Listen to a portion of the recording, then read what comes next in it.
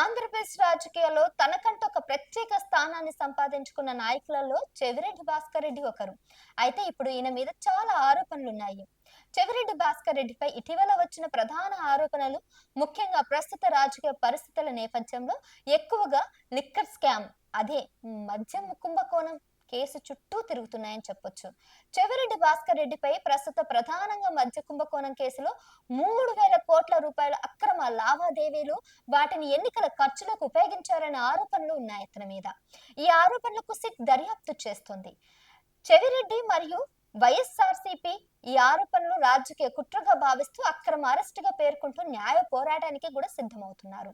గత వైఎస్ఆర్సీపీ ప్రభుత్వ హయాంలో మద్యం సరఫరా, డిస్టిలరీలు, లైసెన్సుల విధానంలో భారీ ఎత్తున అక్రమాలు జరిగాయని, ఇందులో దాదాపు 3,000 కోట్ల రూపాయల అక్రమ లావాదేవీలు జరిగాయని సిట్ దర్యాప్తు బృందం గుర్తించింది.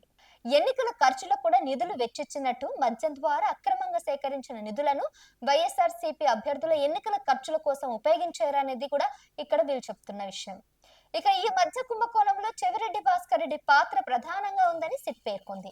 ప్రకాశం జిల్లాలో ఎన్నికల సమయంలో ఎన్నికల కమిషన్ స్వాధీనం చేసుకున్న 8 కోట్ల రూపాయల నగదు ఈ కుంభకోణంతో ముడిపడి ఉందని, ఇది చెవిరెడ్డి పాత్రను స్పష్టం చేస్తుంది. ఈ ఆరోపణల నేపథ్యంలోనే చెవిరెడ్డి భాస్కర్ రెడ్డిపై లుకౌట్ నోటీసులు జారీ చేయబడ్డాయి.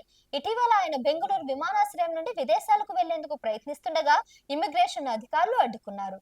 అనంతరం సిట్ అధికారులు ఆయన్ను అదుపులోకి తీసుకుని విజయవాడకు తరలించి ఏసీపీ కోర్టులో హాజరుపరిచారు. కోర్టు ఆయనకు జూలై 1వ తేదీ వరకు రిమాండ్ విధించింది. చెవిరెడ్డి భాస్కర్ రెడ్డి, ఆయన కుటుంబ సభ్యులు మరియు వైఎస్ఆర్సీపీ నాయకులు ఈ ఆరోపణలు కూడా ఖండిస్తున్నారు. మాజీ ఎమ్మెల్యే చెవిరెడ్డి భాస్కర్ రెడ్డిని బెంగళూరు కాంపౌండ్ ఇంటర్నేషనల్ ఎయిర్పోర్ట్ లో ఇమిగ్రేషన్ అధికారులు మంగళవారం జూన్ 17వ తారీఖున అర్ధరాత్రి అరెస్ట్ చేశారు. అనంతరం ఆయన బెంగళూరులోని Kempegowda international airport police station కు తరలించారు. అక్కడ చేరుకున్న ఏపీ పోలీసులకు వైసీపీ నేత చంద్రగిరి మాజీ ఎమ్మెల్యే చెవిరెడ్డి భాస్కర్ రెడ్డిని బెంగళూరు కెంపగౌడ ఇంటర్నేషనల్ ఎయిర్పోర్ట్ లో ఇమిగ్రేషన్ అధికారులు ఆ రోజు అతన్ని అరెస్ట్ చేశారు. అయితే ఆయన బెంగళూరు నుంచి వెంటనే స్టేషన్ కూడా తరలించారు. ఇక బెంగళూరు నుంచి శ్రీలంకలోని కొలంబో వెళ్తున్న చెవిరెడ్డి భాస్కర్ రెడ్డిని బెంగళూరు ఎయిర్పోర్ట్ లో ఇమిగ్రేషన్ అధికారులు ఆపడం వల్ల వాళ్ళ కుటుంబ సభ్యులు దీన్ని ఖండిస్తున్నారు. కేసు విచారణలో భాగంగా ఇప్పటి వరకు 200 మందికి పైగా సిట్ విచారించారనే విషయం కూడా మనకు తెలిసింది. ఇక ఈ కేసులో సిట్ అధికారులు భాస్కర్ రెడ్డిని A38 గా పేర్కొంది. చెవిరెడ్డి భాస్కర్ రెడ్డి బాల్యమిత్రుడు, సన్నిహితుడైన వెంకటేష్ నాయుడిని సిట్ అరెస్ట్ చేసింది. ఈ కేసులో A34 గా వెంకటేష్ నాయుడిని సిట్ చేర్చింది.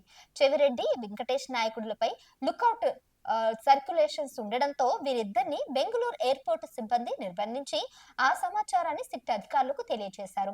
సిట్ బృందాలు బెంగళూరు వెళ్లి బుధవారం వేకువజామునే వారిద్దరిని అరెస్ట్ చేశారు. చెవిరెడ్డి, వెంకటేష్ నాయుడు అరెస్టుతో మధ్య 9 మందికి చేరింది. ఇప్పుడు ఇక బుధవారం చెవిరెడ్డి, వెంకటేష్ నాయుడిని విజయవాడ సిట్ కార్యాలయానికి తీసుకొచ్చారు. అనంతరం ఏసీపీ కోర్టులో సిట్ అధికారులు హాజరుపరచనున్నారు. అయితే సిట్ అధికారులు అడిగినటువంటి ప్రశ్నలకు చెవిరెడ్డి భాస్కర్ రెడ్డి తల తిక్కగా సమాధానం చెప్తున్నారు. మీరు అడిగిన ప్రశ్నలకు నేను సమాధానం చెప్పను, నేను ఏది చెప్తానో అదే రాసుకోండి అంటూ తల తిక్కగా సమాధానం చెప్తున్నారు. అంతేకాకుండా కుంభకోణం గురించి మాట్లాడకుండా రాజకీయ ప్రస్థానం గురించి, కక్షల గురించి, అక్కడ జరుగుతున్నటువంటి అక్రమాల గురించి మాట్లాడుతున్నాడు తప్ప ఈ కుంభకోణం గురించి ఒక్క మాట కూడా మాట్లాడట్లేదు. అతను ఏ విషయం మాట్లాడినా, ఏ విషయం గురించి ప్రస్తావించినా గానీ టీడీపీ కూటమి తనపై చేస్తున్నటువంటి ఆరోపణలు గాని, అక్కడ జరుగుతున్నటువంటి కుట్రలు గాని వాటిని ప్రస్తావిస్తున్నాడు తప్ప తాను గతంలో చేస్తున్నటువంటి ఈ కుంభకోణ విషయం గురించి గాని, లిక్కర్ స్కామ్ గురించి గాని, లేదంటే ఎన్నికల టైంలో డబ్బులు పంచిన విషయాన్ని గాని అడుగుతున్నా గానీ సమాధానం చెప్పట్లేదు. 8 కోట్ల వరకు చెల్లింపు చేశారు కదా ఎన్నికల టైంలో, ఎవరెవరికి ఇచ్చారు, ఎక్కడికి మళ్లించారు, ఎంతమందికి ఈ డబ్బులన్నీ ఇచ్చారని అడిగిన దానికి ఇప్పటి వరకు అతని దగ్గర ఆన్సర్ రాక, పైపెచ్చు మీరు ఏది అడిగితే అది నేను చెప్పడానికి సిద్ధంగా లేను, నేను ఏది చెప్తే అదే రాసుకోండు అన్నట్టు దురుసుగా ప్రవర్తించారంట. ఇప్పుడు ఈ వీడియో అంతా కూడా అక్కడ సిట్ అధికారులు అంతా కూడా రికార్డ్ చేశారు. దీన్ని కోర్టు ముందు హాజరుపరిచే విధంగా ప్రయత్నాలు చేస్తున్నారు.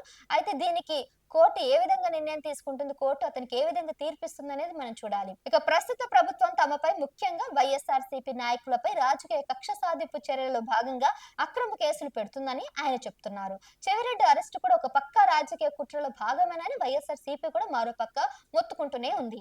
ఇక చెవిరెడ్డిని ఎటువంటి నోటీసులు ఇవ్వకుండా, విచారణకు పిలవకుండా అరెస్ట్ చేశారని, ఇది అక్రమమని ఆయన, అలాగే ఆయన తరపున న్యాయవాదులు కూడా వాదిస్తున్నారు.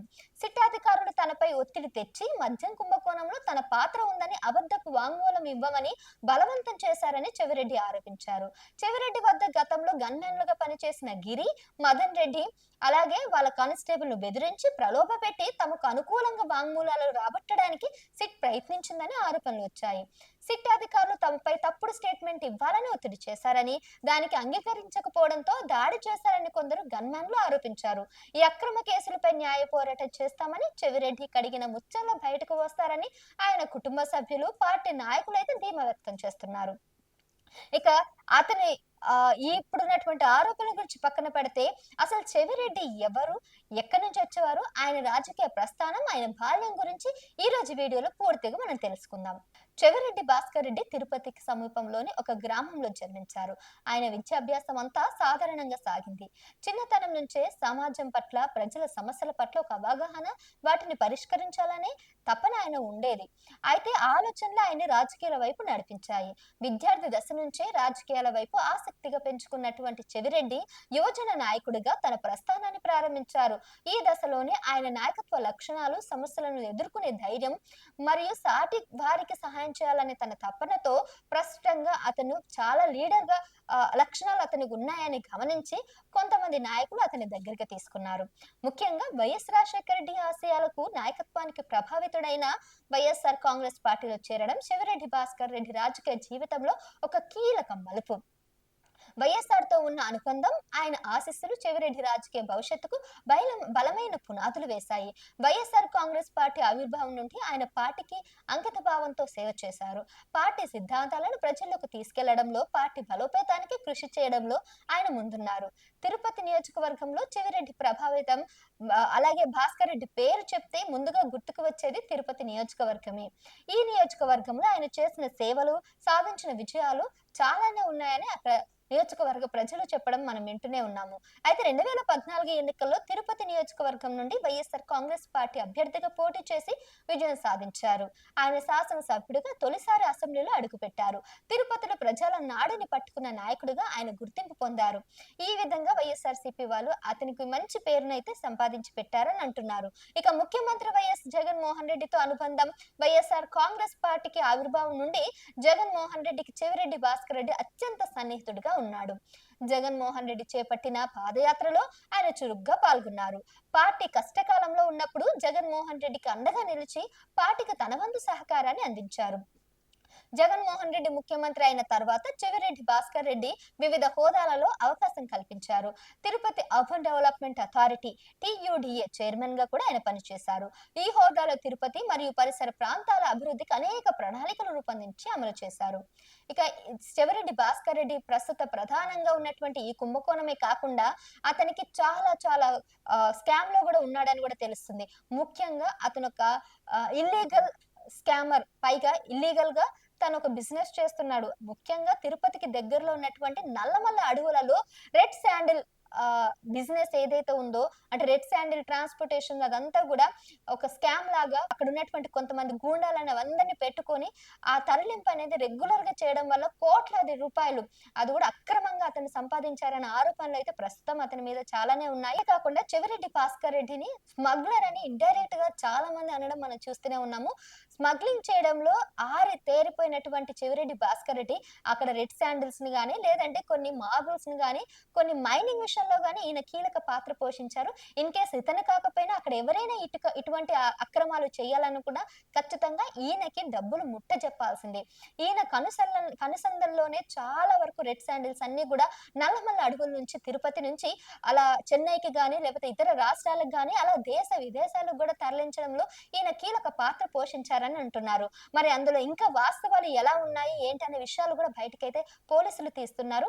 కేవలం రెడ్ శాండిల్ విషయం ఒకటే కాదు, ఆయన స్మగ్లర్ అనే విషయమే కాకుండా ప్రస్తుతం ఉన్నటువంటి ఈ మధ్యకోన కుంభకోణం కేసులో కూడా 3,000 కోట్ల రూపాయలు అక్రమ లావాదేవీలు, వాటిని ఎన్నికలకు ఖర్చు చేశారని, ఉపయోగించారన్న ఆరోపణలు కూడా అతని పైన ఉన్నాయి.